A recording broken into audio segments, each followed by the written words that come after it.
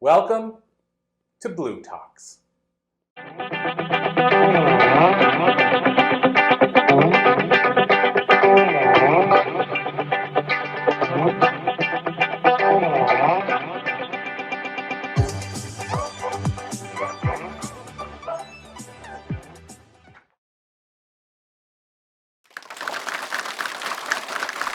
All right, so welcome everybody once again. This is our final interview of the day. I'm super stoked to be with Carver here, who did a talk today as well. Carver, I'm going to jump right in because I want to maximize our minutes together. And so first and foremost, you introduced yourself earlier, but can you tell us just a very quick part of your journey? I know you shared a bit of it earlier, but for those that aren't seeing that talk yet, can you tell us a little bit about yourself before we dive in, like a little bit of your background? I start in high school, where I graduated at the bottom of my class. And then the next thing that happened to me was that I got kicked out of the first university I ever went to. And my epiphany was when I went to United States Marine Corps boot camp. That's when the lights came on, I think. They went off along the way, but the lights came on under my bunk in Marine Corps boot camp, laying on the floor in my skivvies, crying and wondering what the hell I was doing in San Diego, California. So right away, I want to jump in and ask you, you shared a bit of your story and the struggles that you had, and the fact that if you were talking to them today and you said, I'm going to be speaking at Northwestern University, they would have been like, there's no way. What do you think, and I think you shared a bit of it in your talk, but what do you think was that driver? Like, what made you say, I don't agree with your assessment of me, I'm going to make something of myself? You know, I asked my wife that, and I think it was just the way I was raised. I mean, I was raised around a guy. My dad was a Notre Dame graduate. My dad was a U.S. Marine officer in World War II. And although that never manifested itself when I was in high school or my first year of college, I think it must have just been in there and in me, and I just didn't want him to be disappointed in me. And I was disappointing him. And I think maybe the lights finally went on, a gleam went through my mind, and I just said, I just can't do this anymore. I got to make something out of myself. And I know that it's not necessarily about, for example, impressing somebody else, but with what you ended up doing, was your father impressed by those things? Was he? He was reasonably impressed when I got out of the Marine Corps. I think he thought I'd make it, but I made it. I think he was reasonably impressed when I graduated from college, but he was a Notre Dame graduate, so I don't think he thought that was a big deal. I think he was finally impressed when I graduated from law school. You know what he did? No. You can imagine the gifts that people get when they graduate from anywhere, high school these days, but particularly college. My dad gave me 2 PASM, whatever they call those gifts where you get one and then you give it to somebody else. My dad gave me 2 thermos bottles when I graduated from law school, and somebody else had given them to him. We don't even use thermos bottles anymore. But to him, that was a big deal, probably. Well, I know. I don't know. He was sort of a droll individual, and I don't know if it was a big deal. I think maybe he looked at me and he said, you are capable of doing so many. I never felt that way, but I think he thought to himself, you are capable of so much and you just aren't doing it. So maybe when I graduated from law school, he just thought, well, you're just doing what you're supposed to do anyway. And I didn't feel a lot of excitement out of him. and I mean, that's a great perspective on it, though, is that he maybe thought, you know what, this is just what you should be, this is your abilities. This is what you're living up to your ability. Not a big deal. Whereas to you, the numbers, 2% or whatever it is. 2.5. That's a big deal. By the way, I was shocked by that number. I didn't know that. I was too, when I first looked it up. Well, and I've heard that before with law school, like you mentioned, like you look to the left, look to the right, those 2 people won't be here by the end of the year or whatever. You hear that all the time, but I just wouldn't have guessed the people that actually went into law school, that only 2.whatever%. No, I thought, holy mackerel, I didn't know that. I'm a little bit impressed myself. And I mean, in fairness, like we hear people say a lot of times lawyers get paid well, but when you consider if you have to go through all of that and then only 2 point whatever percent get through, I mean, it makes sense that people get paid well when only such a small percentage ever actually do it. Yeah, I've never been able to quite explain that to anyone, why we charge so much, but you're right, it's true. I was 30 years old before I had a real job. I mean, I had some jobs, right? But nothing that I would call a career. So I was 30 years old before I got a job. And so on the trial lawyer side, and I caught a bit of this, but was that a choice that you wanted to be a trial lawyer, or was that thrust upon you? Because it feels like there's a lot of lawyers that would rather never enter court if they don't have to. Most lawyers don't want to enter court if they never have to. I thought I was going to be an estate planner when I was going through law school, because my uncle who was a mentor to me, was an estate planner. So that's what I wanted to be. But I got to this law firm and they said, well, we got to have a trial lawyer, and you're going to be our trial lawyer. and that's about as much education as I got being a trial lawyer. Like, it's like, it reminds me of how I learned how to swim. I always grew up on a lake. And you know how I learned how to swim? My dad took me out in the boat and threw me in the lake. Same way with learning how to be a trial lawyer. If you want to be a trial lawyer, go be a trial lawyer. That's the way it worked. I find that interesting because I was born on an island, and it's crazy to say, but I never learned how to swim. And I blame my family for not just throwing me in the water, because all my relatives are thrown in the water and they can all swim. That's right. So I think that's the trick, is just throw them in. Today, though, I mean, that's considered probably child abuse. No, but back then, I'd be representing you. You'd be in prison. Okay, there you go. Right? It's a different world now. It's funny, you were talking about Rocky earlier, and I mean, I believe in synchronicities, and I haven't watched a movie about law or trial lawyers or any of that stuff in probably 4 years. And then just last night on TV was A Few Good Men. Yeah. And I literally watched as much as I could before it's time to go to sleep, because I've seen it many times. But what I loved about that movie is they showed all the aspects of them prepping for the court case. Nicholson? Nicholson, and Tom Cruise was the lawyer. Yep. And Tom Cruise talked about in the movie, the reason that he was selected for this high-profile case is they expected he would plea deal. He would say, okay, well, I can get them 6 months, so I just won't take it. And then he blew everybody away by saying, you know what, they plead not guilty, and we're going to trial. But it's just funny because I was just mentioning most lawyers don't want to go to trial, and they expected he wouldn't want to. Anyway, but what I like about the movie is it showed you the aspects of how they prepared and how they catch them in a certain thing, and that stuff fascinates me.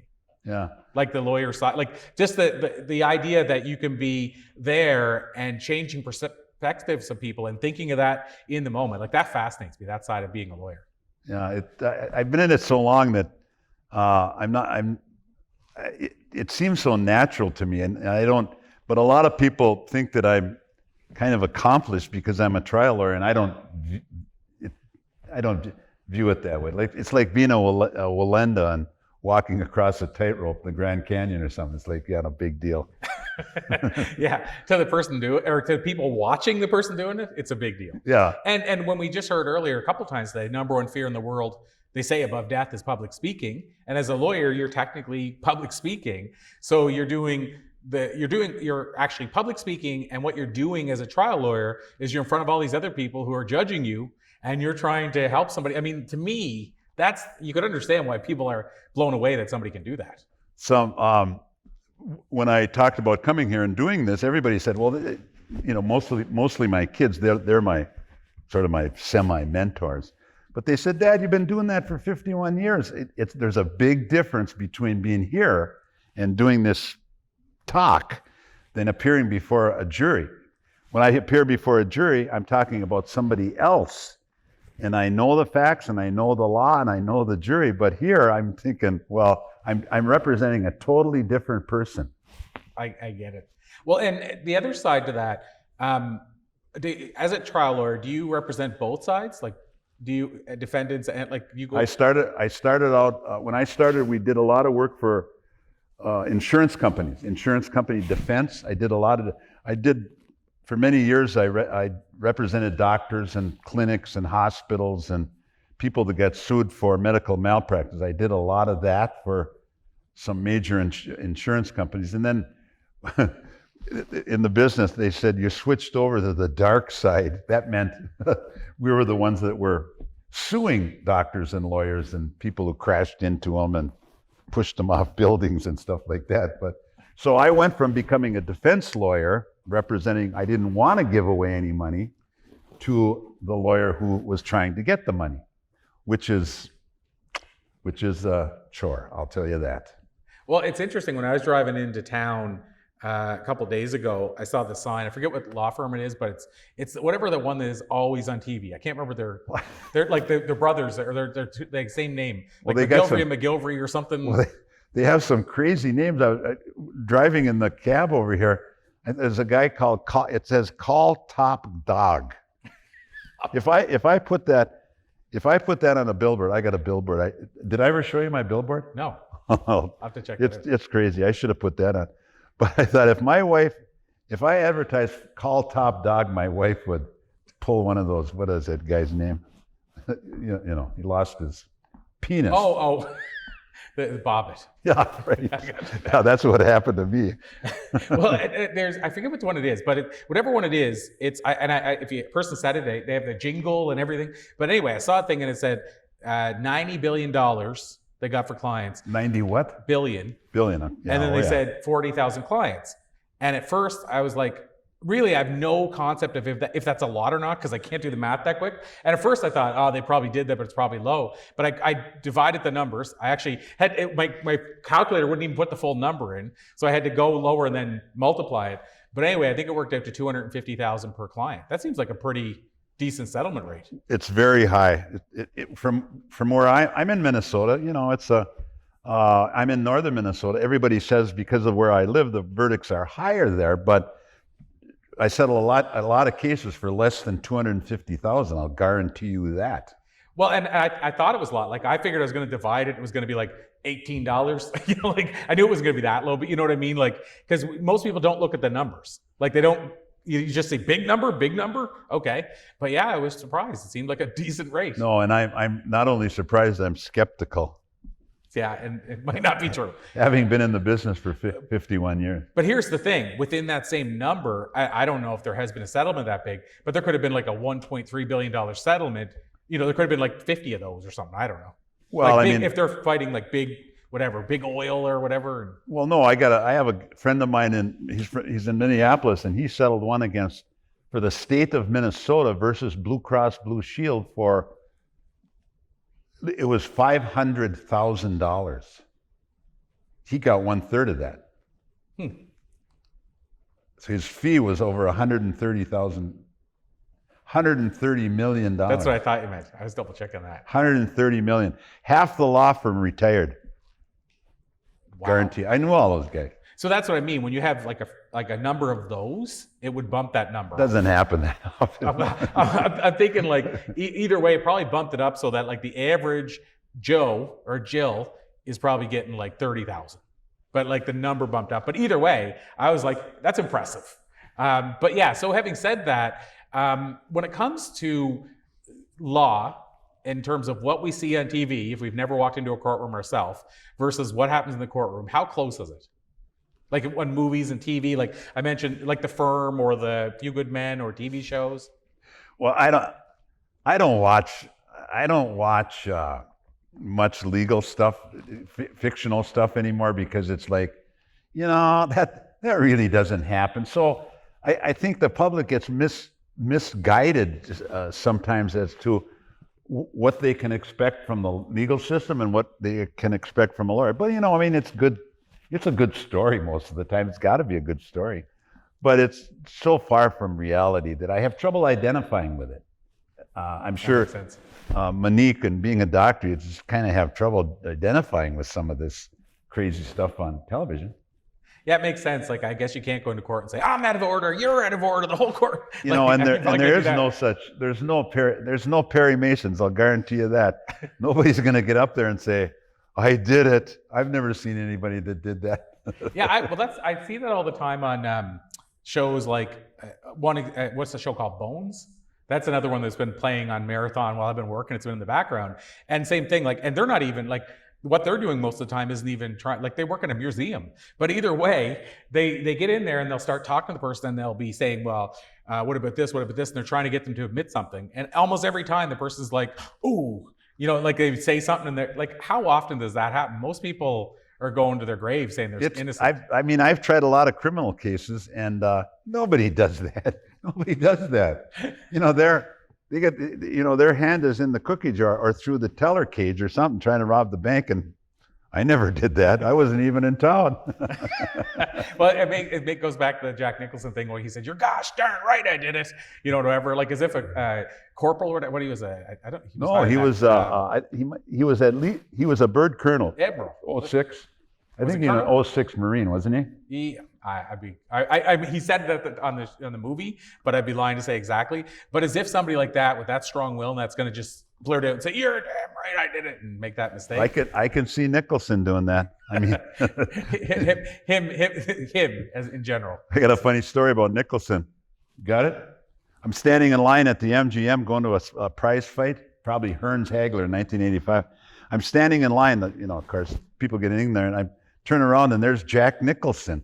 And I said, "Jack, what are you doing here?" Thinking he'd get a VIP line. He looked at me and said, I'm trying to get into my room. What are you doing here?" So just like a street guy. That's awesome. I mean, you love those stories because they say you hear all these things, never meet your heroes, but it's cool when you meet somebody and they're just chill and they're just kind of like what you think they might be. He was exactly that. So he wasn't going to the fight, though. He was just going to his room. Oh, he was probably going to the fight. Hearns Hagler was a big fight. So that's the thing I was going to ask you about as well. Do you think, you mentioned your age a couple of times, and we hear all these stories of people like say that their whole life saying, when I retire, then I'm going to really live. And then they turn 65, if that's the age, and a week later they pass away. And it's like maybe even if they hated the job, they have no purpose anymore. What do you think keeps you going is what I'm getting at. Like, what do you think keeps you going? And it doesn't even sound like the word retirement registers to you. It does not register. It's not in my lexicon. People say, "Well, when are you going to retire?" And I say, "Well, when Jagger retires, give me a call and we'll see if he retires, and then you can ask me." I also tell them that what am I going to retire from? This isn't exactly. I don't view it as work. It is work, but I don't view it that way. And I tell them, death is my exit strategy, and when I die, I probably retired, although if God needs a little help, who knows?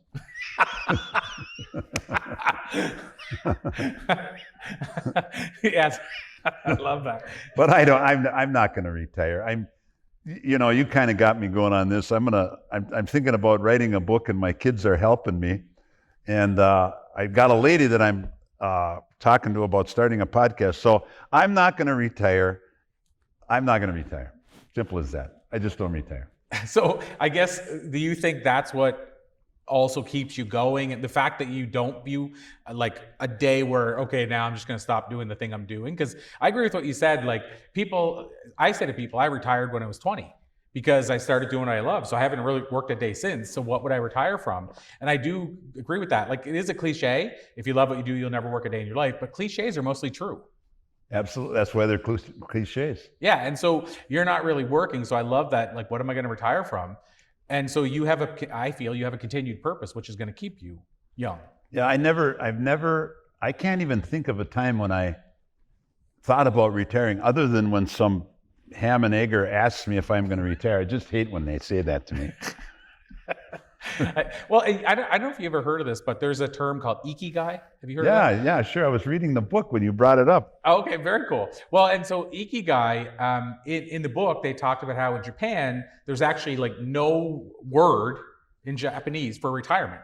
It just doesn't exist. And so apparently how they're structured is if they stop doing the job, let's say they've been doing their whole life, they already have a transition period to start doing something else they love. Like, could be anything, volunteering, gardening, what have you. But it's just like the art of never stopping to move, essentially, is kind of what Ikigai is. And so the same idea, like they don't have the concept retire. And I believe that's why that's where like one of the blue zones is. I think that's why they live longer, is because they don't view it as... I was reading about Northern Okinawa. Yeah, that's one of the blue zones. Northern Okinawa. 25% of the people are over 100 years old. Isn't that crazy? Yeah, I mean, I don't even know if I know anybody that's 100. I'm getting there, but it's, I mean, yeah, they have, you've probably heard of that too, the 5 blue zones yeah. that they went and studied. And I think is there 2 in Japan? But there's at least one. So Okinawa, I think, is one. Loma Linda, California. Loma Linda, California. I wonder how that happened. And Sardinia, I think, is another. Sardinia. So I will say, just to finish that part off, one of the things I found fascinating reading that book, if you guys haven't heard about it, The Blue Zones, I recommend it. It's a Netflix special as well. And one of the things I love is he said it wasn't that they purposely said, okay, this is going to make us live longer. It's just the life they've always lived, like in community, gardening, drinking tea every day. Like it was just how they were always living their life. And it just so happened they lived longer doing it. But it's funny because we're now trying to say, how can we replicate that? But it's interesting that none of the 5 blue zones, they didn't plan that. They didn't say, we could live longer if we did this. That's what we're trying to do. But I just find it fascinating. It's just how they always lived. That's how they live. Yep. So just like how they never think of retirement, and that's how they seem to live longer.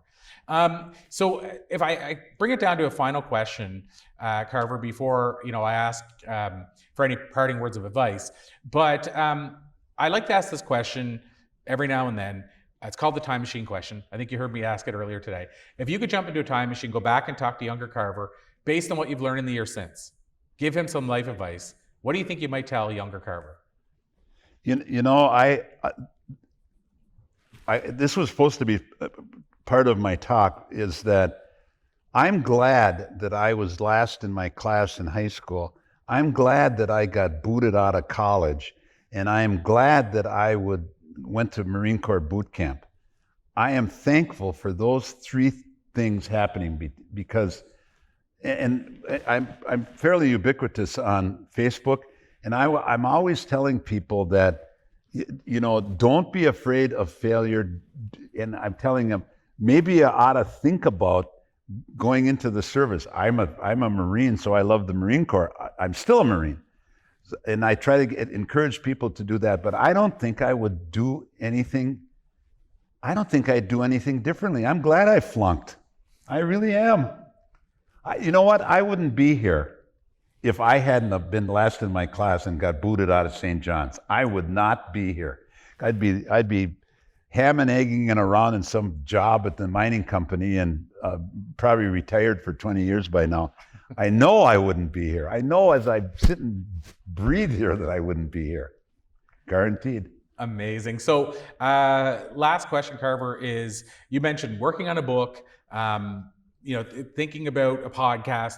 Is there a way for people that are listening now that they can follow you, connect you, like on Facebook? You said you're on Facebook. Yeah, I am. Where would you send them if they want to just follow up? Because when you put out a podcast and all this stuff, you might have a website for it. But right now, if you don't have that, is there a place they could follow you?